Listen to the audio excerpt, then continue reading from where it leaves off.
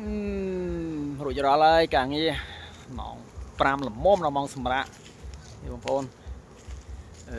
ទីតាំងកសិដ្ឋានឃុំយើងនៅចំការមានកោះនលងចិនយើងហ្នឹងអញ្ចឹងសម្រាប់បងប្អូនដែលចង់មកទស្សនាសកម្មភាពចិញ្ចឹមឃ្មុំឬក៏មកចង់ស្វែងយល់ពី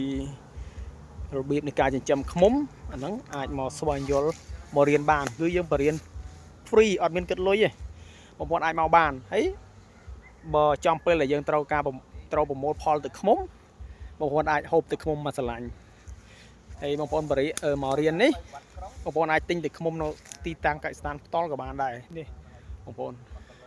អញ្ចឹងយើងបើកហើយឃ្មុំយើងបងប្អូនហ្នឹងអញ្ចឹងថាពេលដែលយើងទៅបើកហើយអញ្ចឹងយើងអាចដើរកវេកវងមួយវាបានទេណានេះសួរមិនសួរតិចរត់ពេញជាការនេះបងប្អូនអញ្ចឹងយើងដូរពីកំពង់ចាមយើងមកដាក់នៅខេត្តកណ្ដាលវិញម្ដងអញ្ចឹងយើងចល័តរហូតដើម្បីបានទឹកឃ្មុំ